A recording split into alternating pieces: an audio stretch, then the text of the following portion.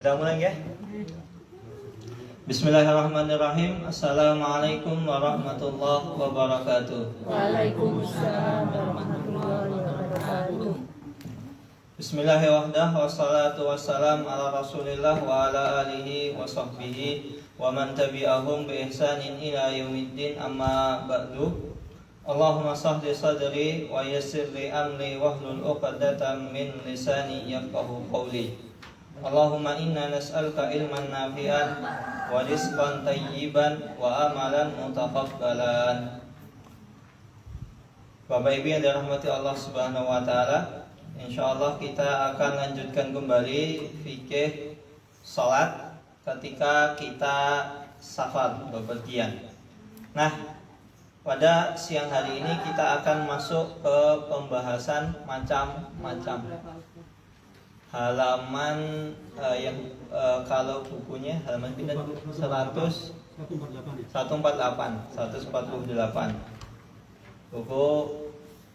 buku fikih muyassar di buku terjemahannya halaman 148.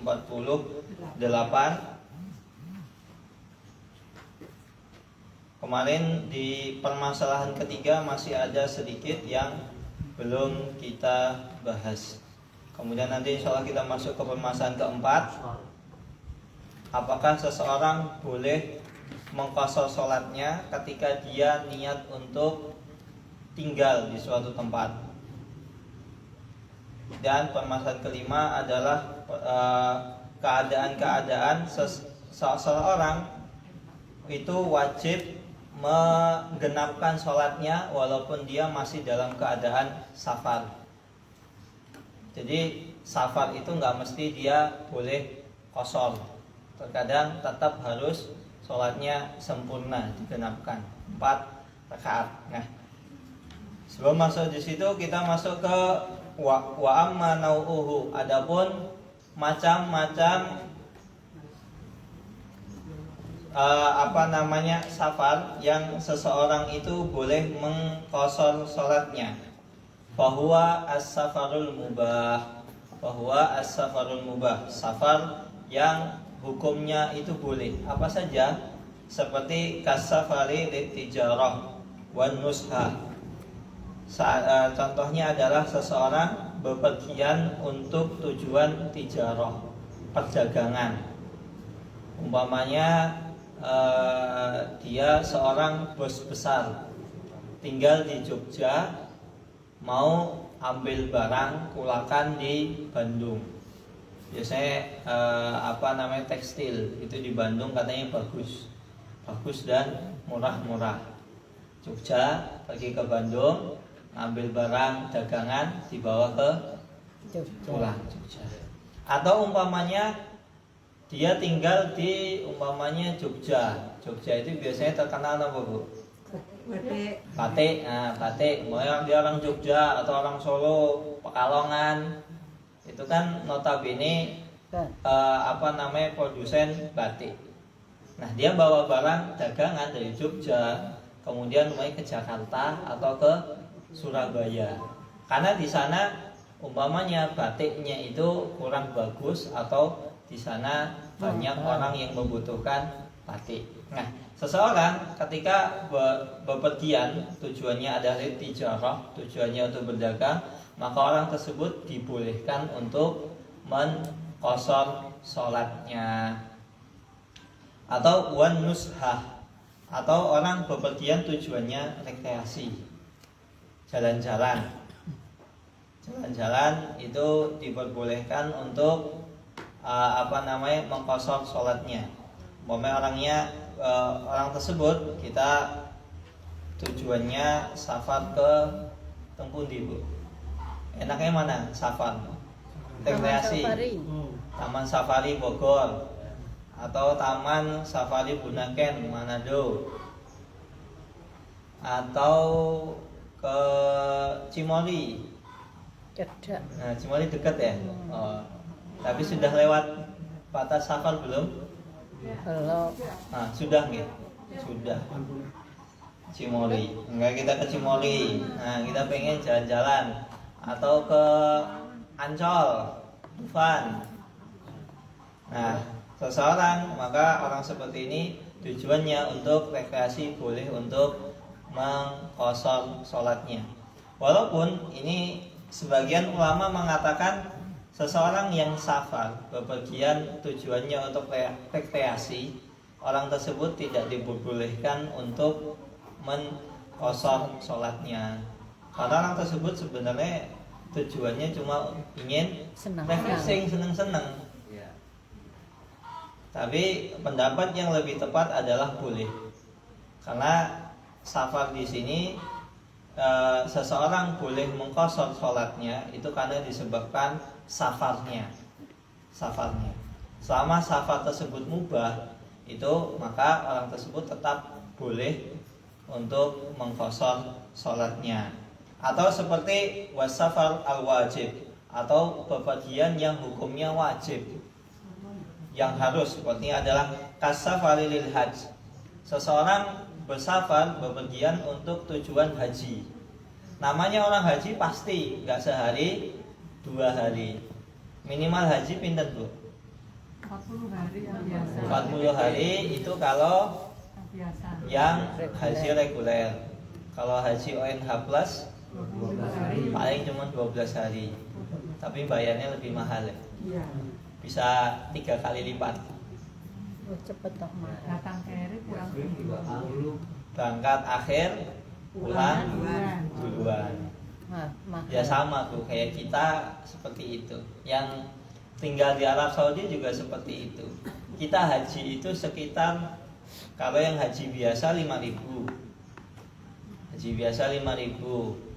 Kemudian yang yang VIP itu 7,5 real.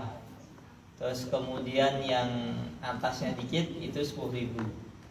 Ya sama, kita di sana cuma 5 hari. Kalau kita cuma 5 hari, karena kita kan cuma tanggal 8, tanggal 7 kan datang 8 langsung haji, 9, 10, 11, 12, cuma 5 hari kan. Itu bayarnya 40 juta. Oh, yang penting wukuf di Arafahnya itu Iya. ya wajibnya. Kan memang haji itu kan cuma dari tanggal 8 bro. Iya. 8, 9, 10, 11, 12, 5 hari. Itu bayarnya 10.000 real, yang 40 juta. Sama kayak haji reguler sini. Sama. Itu pun juga pakai ngantri. Nah, safar seperti ini, safar untuk tujuan haji, diperbolehkan untuk mengqashar sholatnya. Wal jihad, begitu juga safar untuk tujuan jihad. Bahwa kita jihad ke medan perang.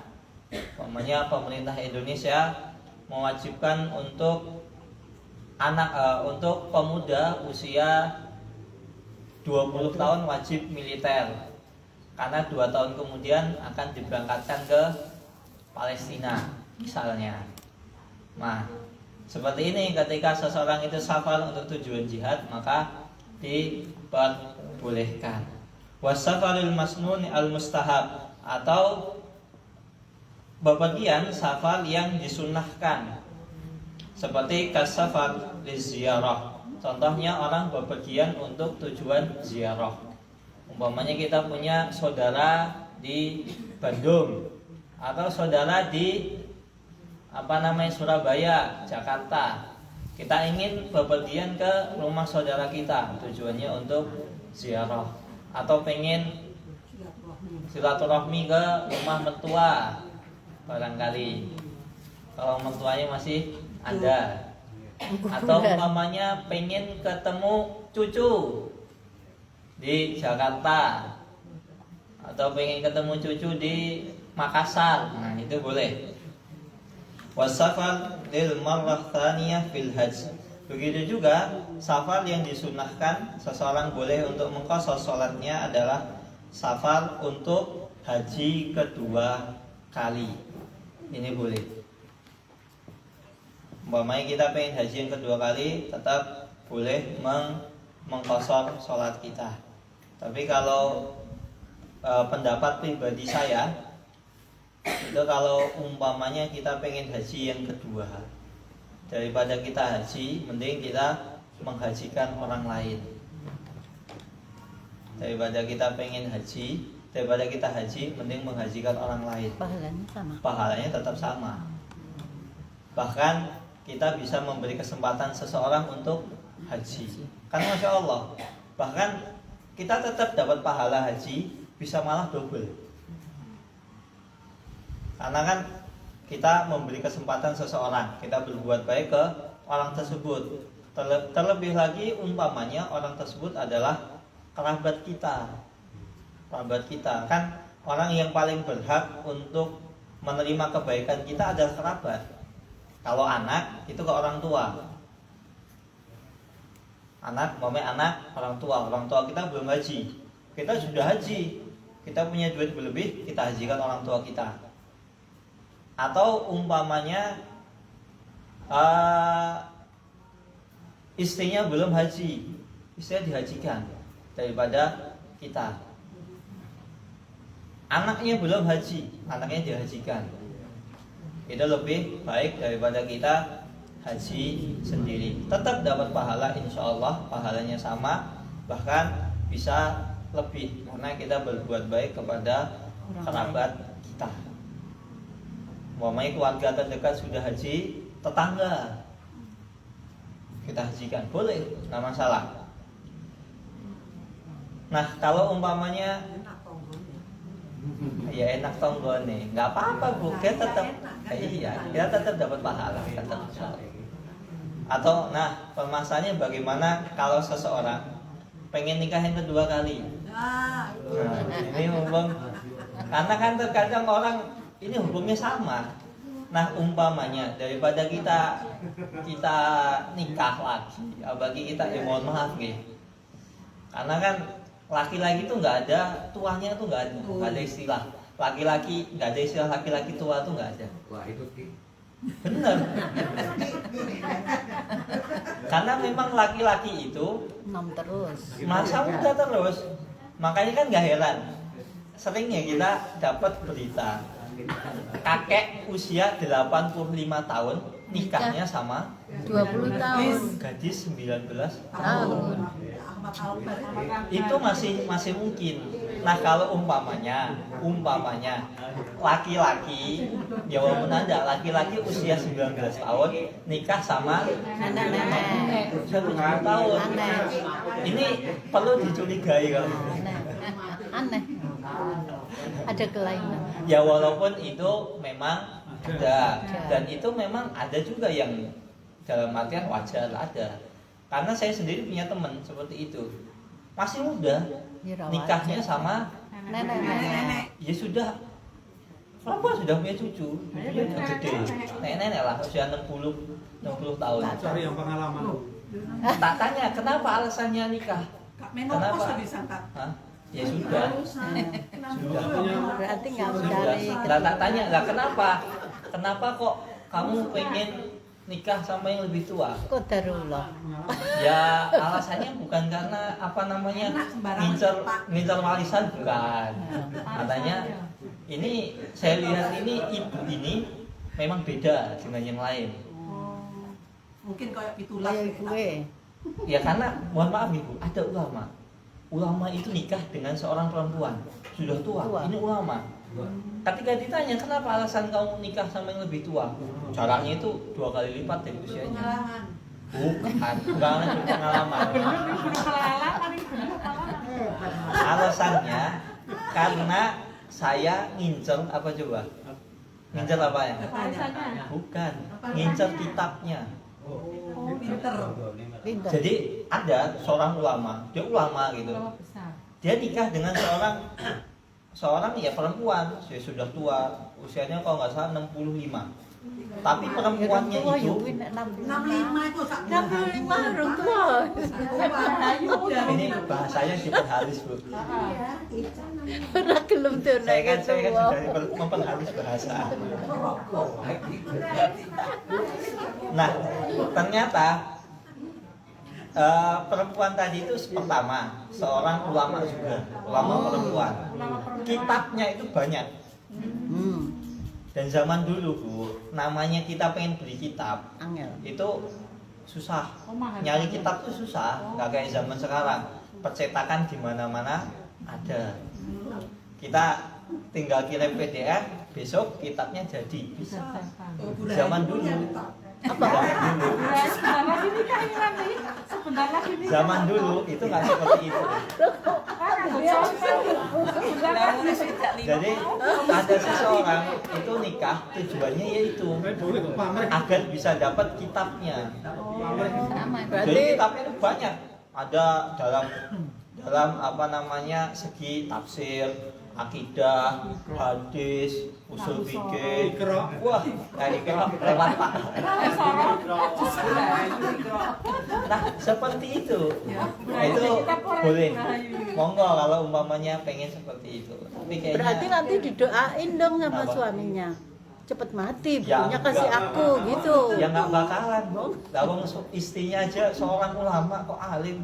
Sambil murojaah kan enak, Bu. Betapa romantis gitu. Setoran 30 juz. Enak banget.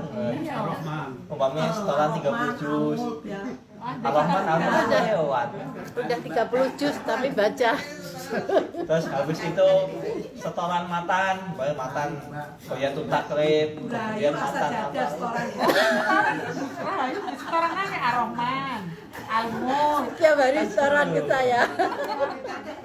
Ada seperti itu. Setorannya 3 loh ya. Kitabnya banyak.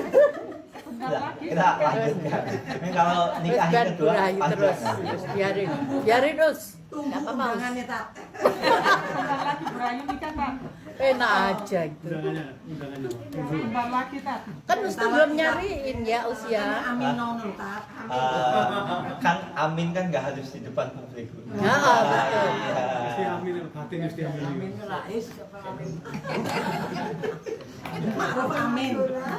Wa ala hadza, kita lanjutkan wa ala hadza fasafarul muharramu la yajuzu fihi al-qasru ala ra'yi katsirin minal ulama. Nah, bagaimana tadi kita sudah dijelaskan safar yang wajib seperti safar untuk haji, safar yang masnun, safar untuk ziarah, atau safar yang mustahab yang diperbolehkan seperti safar untuk tujuan berdagang atau rekreasi.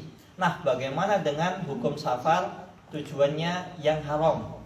Contohnya, kita safar pengen umpamanya kita safar bepergian, kita pengen bepergian ke Jakarta.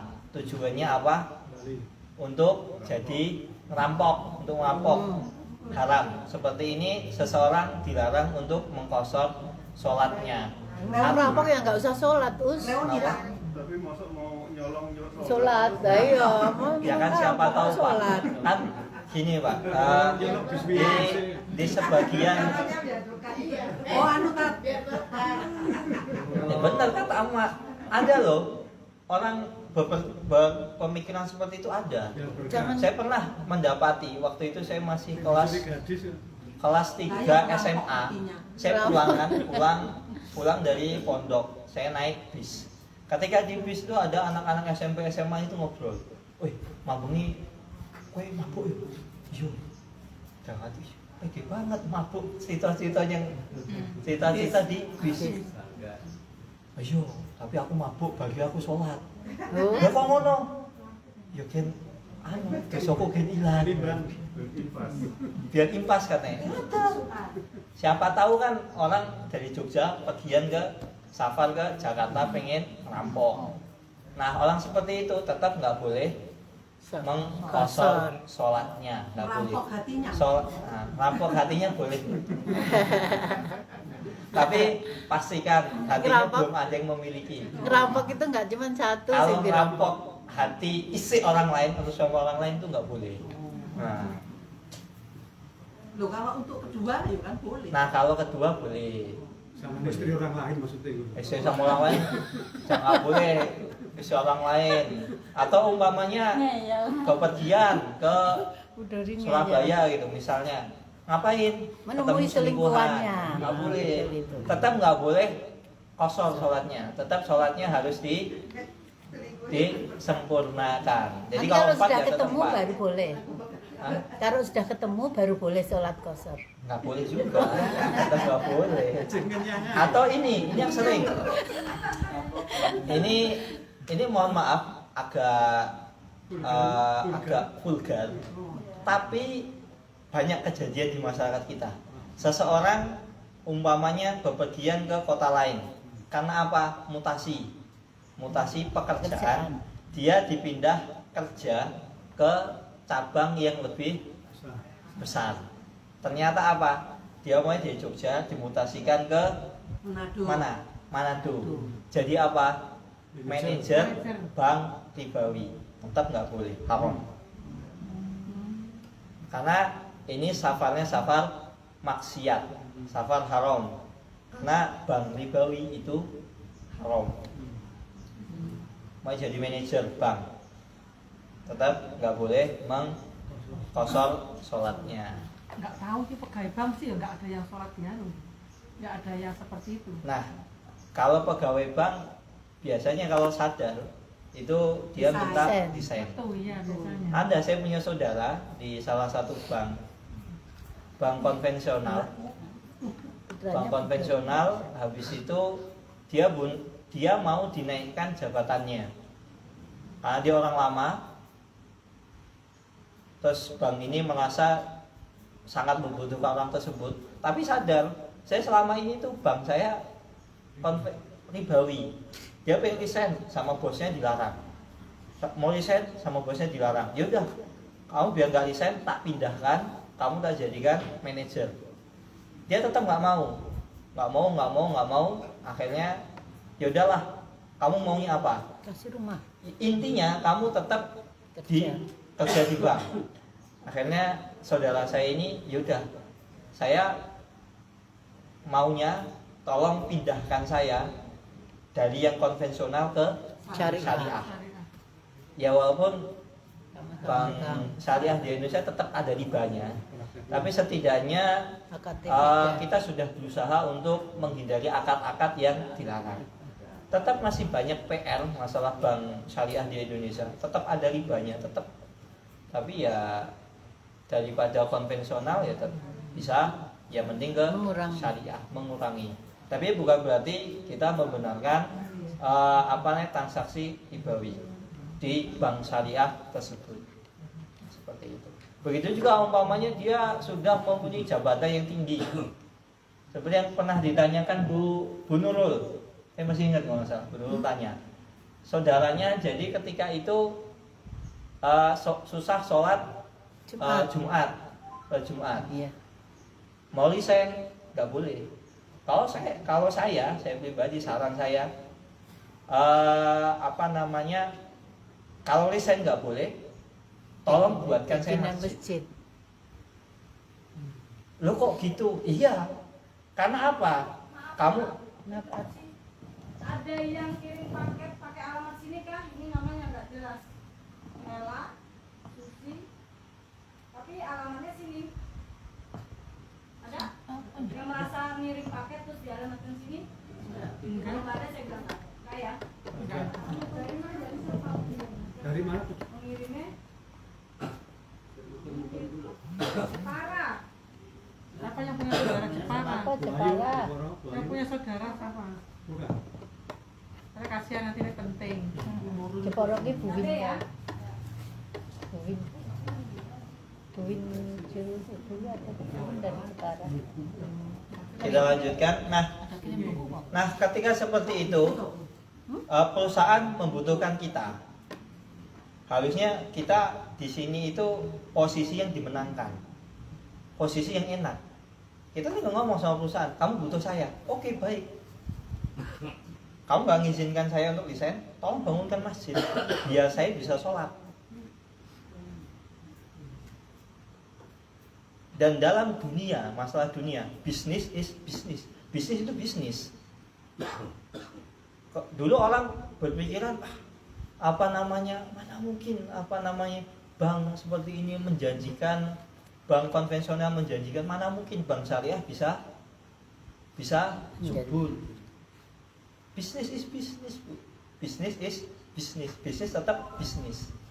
Ketika masyarakat sudah mulai paham dengan praktek ribawi, akhirnya orang pengen berusaha untuk cari yang syariah.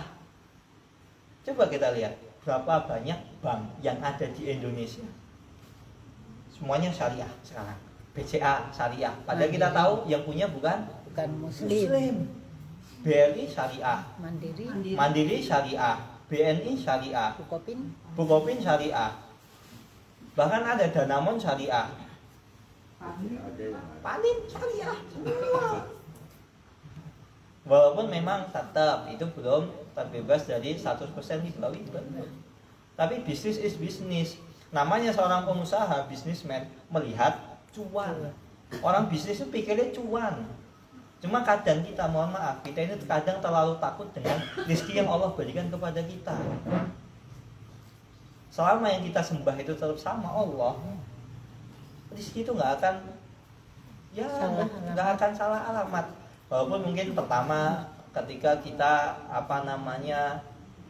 mungkin kesusahan, tapi suatu saat pasti ada gantinya. Banyak orang-orang seperti itu banyak yang mengalami. Kayak kalau saya posisi di beliau, saya tetap bangunkan saya masjid. Kalau nggak saya resign. Saya lebih mending menyelamatkan agama saya daripada harta. Harta itu buat apa sih? Berapa tahun harta cuma kita nikmatin. Sekarang kita usia 20 tahun misalnya. Paling 40 tahun kemudian kita sudah meninggal. Atau 50 tahun. Atau 55, atau 60. Udah. Sedangkan kita nanti mempertanggungjawabkan dosa kita di akhirat itu kekal sampai dosamu, kesalahanmu habis, baru kamu bisa masuk surga. Padahal sehari di hari akhir di neraka dan di surga itu seperti 1000 tahun di dunia. Mending saya sengsara di dunia daripada saya sengsara di akhirat. Makanya risya. Kita masalah keempat. Hal yaksuru manna wal iqamata. Apakah seseorang diperbolehkan untuk mengqashar sholatnya apabila seseorang tersebut niat untuk iqamah, untuk menetap tinggal? Penulis hafizahullah taala mengatakan manna wal iqamata yahtaju ila tafsil. Seseorang yang ingin tinggal di berniat untuk tinggal di suatu tempat ini membutuhkan perincian. Wa bayanu dzalika, yang pertama, inna wal iqamata mutlaqah lam yuqsar. Apabila seseorang itu safar, bepergian, kemudian dia niat, pokoknya saya pengen tinggal di sini, tinggal. Entah berapa hari dia nggak menyebutkan. Maka orang tersebut tetap tidak boleh mengqashar sholatnya. Jadi orang tersebut harus sholatnya genap, sempurna. Kenapa? Karena hal tersebut disebabkan pada kondisi orang tersebut itu tidak ada sebab untuk seseorang boleh sholat qashar. Karena walaupun dia safar tujuannya saya pengen ke Surabaya. Ngapain sih? Pokoknya pengen ke Surabaya. Ditinggal di sana berapa hari? Pokoknya saya pengen tinggal di Surabaya. Nggak pasti. Nah, orang tersebut sholatnya tetap harus genap, sempurna. Nggak boleh diqashar. Begitu juga apabila seseorang itu niat inna wal iqamata aktsaru min arba'ati ayyamin. Begitu juga seseorang bepergian, safar, kemudian orang tersebut itu berniat untuk tinggal di tempat tersebut lebih dari 4 hari. Umpamanya dia dinas kemana? Dinas ke Kalimantan. Berapa lama? Lebih dari 4 hari. Maka orang tersebut tidak boleh mengqashar sholatnya. Atau seseorang au aqama li hajatin wa dhanna an la tanqadiya illa ba'da arba'atin. Begitu juga seseorang menetap di suatu tempat karena disebabkan ada keperluan. Wa dhanna, dan dia menyangka bahwasanya keperluannya itu tidak akan selesai kecuali setelah 4 hari. Pertama tadi seseorang yang niat untuk menetap mutlak, pokoknya pengen menetap, nggak jelas berapa lama. Kedua, orang yang menetap di suatu tempat, dia sudah niat sejak awal menetap di suatu tempat lebih dari 4 hari, atau seseorang yang menetap di suatu tempat karena ada kebutuhan. Kemudian dia menyangka kira-kira urusan saya ini nggak selesai kecuali setelah 4 hari, maka orang tersebut tidak boleh untuk mengqashar sholatnya. Karena Rasulullah SAW beliau dulu pernah menetap di Mekah ketika itu di haji wada. Kemudian Rasulullah SAW sholat di Mekah itu ihda wa isrina sholatan yuqsaru fiha. Kemudian Rasulullah SAW sholat 21 sholat. Berarti berapa hari? 21 4 hari. Nah, yuqsar fiha. Rasulullah SAW mengqashar sholatnya 4 hari, selama 4 hari. Wa dzalika annahu qadima subha rabi'ah. Karena Rasulullah SAW ketika itu beliau sampai di Mekah itu pada tanggal 4 Zulhijjah, subuh 4 Zulhijjah. Faqama ila yaumi tarwiyah. Kemudian Rasulullah SAW menetap sampai hari tarwiyah. Hari tarwiyah tanggal pinten, Bu? Tarwiyah itu tanggal pinten? 9. Tanggal 8 Zulhijjah. Nah, dari tanggal 4 sampai tanggal 8 Rasulullah SAW itu mengqashar sholatnya. Fasal subha summa kharaja. Kemudian Rasulullah SAW sholat subuh ketika hari tarwiyah, kemudian kharaja. Kharaja kemana?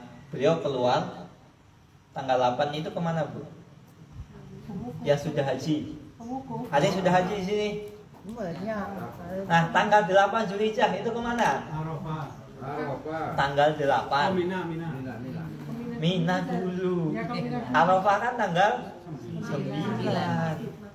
Mabit di Mina dan Musdalifah tanggal 8. Nah, subuh tanggal 8 beliau keluar ke Mina, mulai prosesi haji.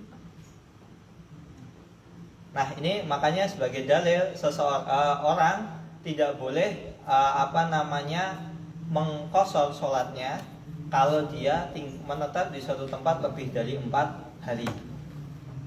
Nah, kenapa orang tadi umpamanya yang pertama kok seseorang pokoknya tujuannya pengen menetap. Orang tersebut kenapa tidak boleh mengqashar sholatnya? Ternyata dia tujuan awalnya pokoknya saya pengen menetap. Ternyata dia di sana menetap cuma 3 hari. Padahal kalau tidak lebih dari 4 hari kan boleh mengqashar sholatnya. Kenapa? Yang pertama tadi kan pokoknya saya pengen menetap. Saya pengen menetap di Surabaya. Pokoknya pengen netap lah, kangen umpamanya Surabaya itu rumahnya dulu, rumah masa kecil. Pokoknya saya pengen di Surabaya. Sampai kapan, Bu? Sampai kapan, Pak? Pokoknya saya pengen netap di sini. Nggak jelas berapa lama. Ternyata setelah 3 hari sudah puas balik ke Jogja. Nah, kenapa kok orang tersebut tetap nggak boleh mengqashar sholatnya? Karena memang tujuan awalnya dia tidak menentukan berapa lama dia safar, berapa lama dia menetap di sana. Kalau mau saya netap di Surabaya 3 hari, boleh untuk mengqashar sholatnya. Terus kedua, kalau kedua ini jelas karena dia sejak awal niat menetap di tempat tersebut itu lebih dari 4 hari, maka nggak boleh mengqashar. Sejak awal dia sholatnya harus sempurna. Kemudian yang ketiga, seseorang ini niatnya dia mukim menetap di suatu tempat karena ada keperluan. Kemudian dia dugaan dia urusan saya ini nggak selesai kecuali setelah 4 hari, maka dia tetap nggak boleh mengqashar. setelah 4 hari. Kalau yang masalah ketiga, dia boleh kosor ketika hari pertama, kedua, ketiga. Tapi hari keempat selanjutnya dia harus sholatnya sempurna genap. Ini sebagaimana pendapat di para ulama itu mengatakan seperti itu. Salah satunya Imam Ahmad dan Imam Syafi'i rahimahullahu taala. Dan sebagaimana dicontohkan oleh Rasulullah Shallallahu alaihi wasallam bahwasanya beliau mengqashar sholatnya ketika haji. Nah, kemudian kapan seseorang boleh mengqashar sholatnya? Wa yaksul in aqama li hajatin bila niyatil iqamah fauqa arba'ati ayyam. Nah, seseorang itu boleh untuk mengqashar sholatnya karena orang tersebut itu menetap di suatu tempat bila niyatil iqamah, padahal tujuan awalnya dia nggak ada niat untuk menetap tinggal di situ. Umpamanya seseorang safar ke nemuin cucunya, niatnya pagi nyampe, sore langsung pulang. Apalagi pakai pesawat Jogja Jakarta, kan sehari bisa, ngambil tiket yang pagi atau mau tiket pagi sampai sana kan tiket paling awal itu kalau di Solo nggih, Solo. Kalau saya Jogja kan belum pernah ngambil tiket pagi. Kalau Solo dulu ada jam 5. Pakai Lion jam 5. Jam 5:30 lah, itu tiket paling pagi. Sampai Jakarta itu jam 7 ketemu mami saudara atau cucu. Sore pulang, ambil tiket paling akhir jam 9. Bisa. Ternyata dia nggak ada niat untuk menetap, cuma ketemu cucunya, say hello, goodbye, aja jalan-jalan, ya pulang. Ternyata cucunya nangis rewel. Eyang nggak boleh pulang. Nah, akhirnya mau nggak mau menetap. Padahal nggak ada tujuan, awalnya nggak ada tujuan untuk menetap di tempat tersebut. Walaya tadi, dan orang tersebut nggak tahu tujuan awal, dia nggak ngerti. Ternyata akhirnya dia harus menetap. Matatan qodiyah, kapan dia menetap di tempat tersebut itu, kapan selesainya? Namanya cucu kan kalau nangis ya sepuasnya, kadang ya 3 hari, 4 hari, 6 hari, seminggu. Yang sudah punya cucu semua tahu. Au habasa dulman, atau seseorang tujuannya umpamanya bepergian dari Jogja ke Lampung, nggak ada niat untuk enggak jadi Jakarta lah, dari Jogja. Kalau Jogja terlalu jauh, mau jadi Jakarta ke Lampung, tujuannya cuman ketemu temen, reuni lah. Selesai reuni langsung pulang. Ternyata ketika pulang habasadulman, orang tersebut dirampok. Kan Lampung kan banyak ya, perampokan banyak. Akhirnya kerampok, dirampok, diculik. Nah, mau nggak mau dia tinggal. Atau umpamanya nggak diculik tapi dirampok, nggak punya duit buat pulang. Au bimatorin, atau disebabkan seseorang tersebut itu umpamanya mator itu hujan deras. Umpamanya hujan deras nggak berhenti, dia nggak punya payung, nggak punya jas hujan, nggak punya, naik motor, tiba-tiba motornya mogok, nggak bisa dibenerin, kemudian banjir. Nah, orang tersebut boleh mengqashar sholatnya. Ini misal. Nah, orang-orang seperti ini itu boleh untuk mengqashar sholatnya, walau masinin, atau umpamanya walaupun orang tersebut itu menetap tinggal di tempat tersebut itu lebih dari setahun. Karena memang tujuan awalnya dia nggak ingin menetap. Seperti tadi ya, ketemu cucu, sore pulang, ternyata cucunya nggak mau ditinggal, mau nggak mau dia menetap di tempat tersebut 2 minggu misalnya, dia boleh qashar. Iya. Selama 2 minggu. Iya. Qashar terus. Ya qashar terus boleh. Karena memang dia nggak ada tujuan untuk menetap. Tapi kalau sholat sempurna kan nggak apa-apa. Sholat sempurna boleh. Walau atau umpamanya sampai setahun, mau cucunya gantungin terus, nggak mau. Terus. Siapa tahu kan? Boleh mengqashar sholatnya. Atau umpamanya tadi kerampokan, nggak punya duit, dia mau nggak mau terus kerja dulu ngumpulin duit untuk pulang ke tempat tersebut. Mendadak sakit gitu. Atau mendadak Sakit, masuk rumah sakit. sakit. Kalau sakit kan, pokoknya sakit nggak sadar kan nggak sholat tuh. Oh iya.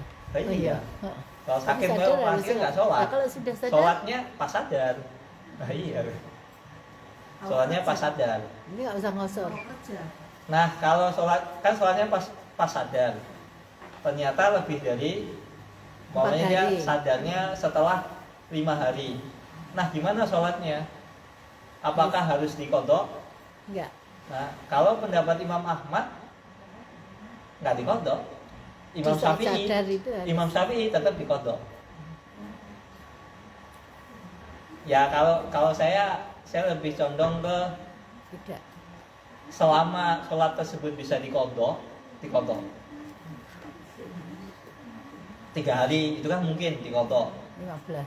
15 agak susah. Seminggu itu masih mungkin kita mengqadha sholatnya. Habis sholat duhur 2 kali. Besok sholat duhur lagi 2 kali. Besok sholat duhur lagi 2 kali. Kan selesai seminggu. Nah seperti itu. Berapa menit lagi nih? 3 menit. 3 menit lagi. Nah, dalilnya adalah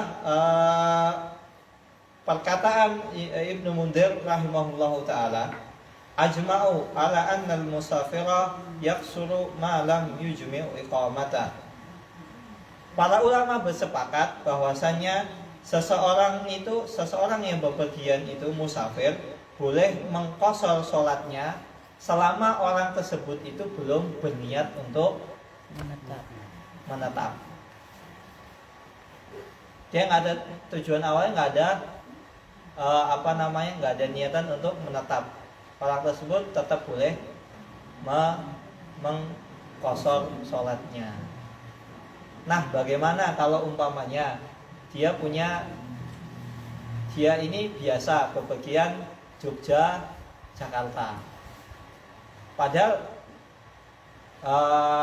Jakarta dia punya rumah, cuma rumah singgah. Karena dia sudah sering bepergian Jogja, Jakarta, akhirnya Jakarta ini sudah dianggap seperti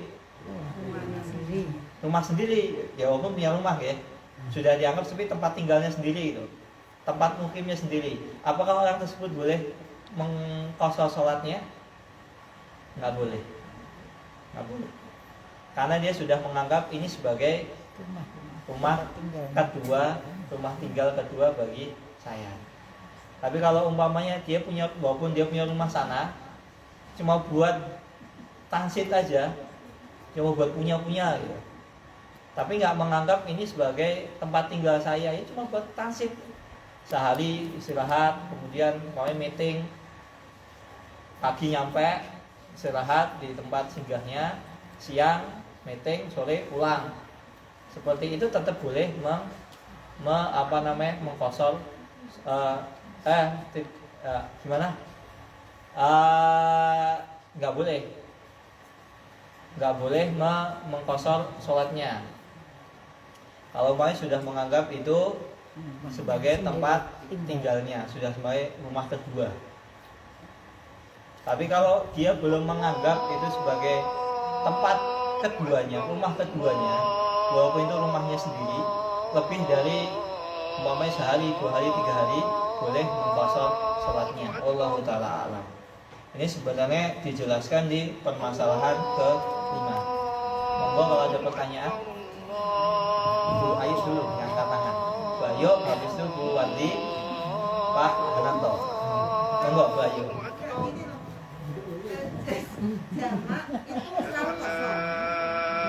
Jamak selalu kosong, nggak harus. Ya. Kapan boleh dijamak? Intinya seseorang itu ketika bepergian dia boleh menjamak sholatnya. Apalagi ditakutkan nanti sholatnya itu kelewatan, dia boleh menjamak sholatnya. Ya. Nah, qashar itu berlaku kalau dia bepergian,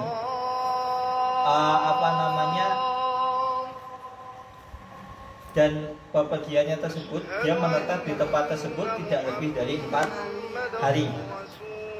Kalau sudah lewat dari 4 hari, maka harus sholat sempurna. Walaupun memang nanti dijamak bisa. Gitu. Wallahu ta'ala alam.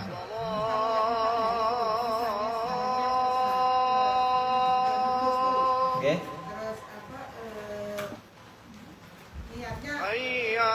Oke. Kosong. Sholat biasa. Monggo Bu Wati. Tadi sudah diwakili ya.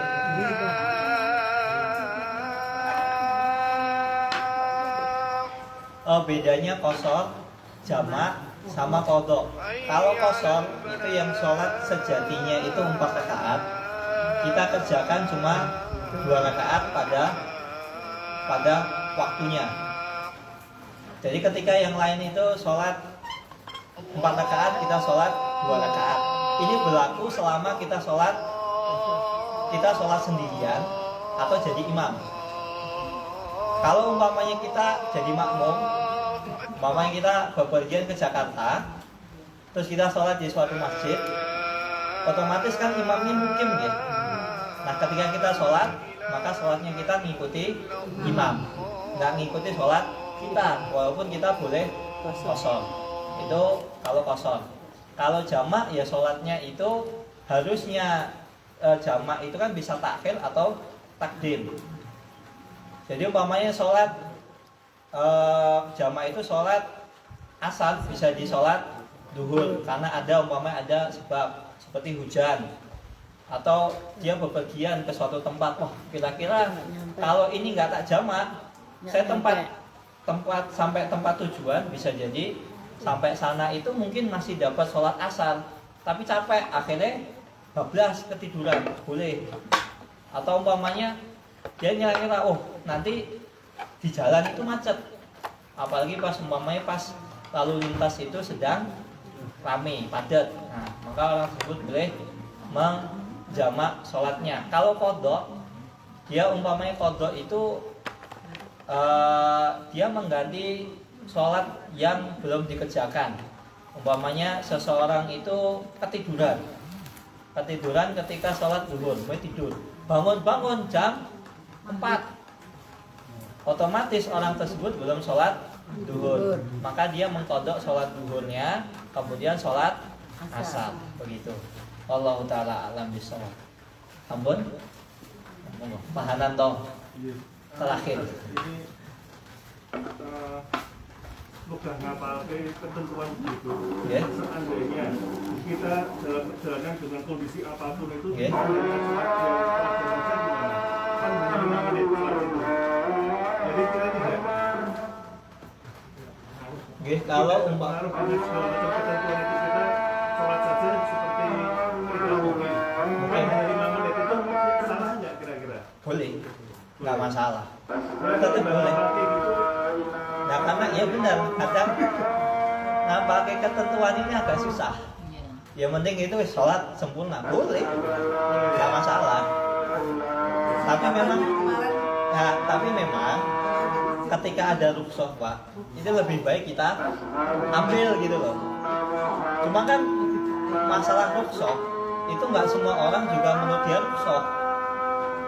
Seperti ini sebenarnya keringanan, tapi bagi saya sebenarnya susah.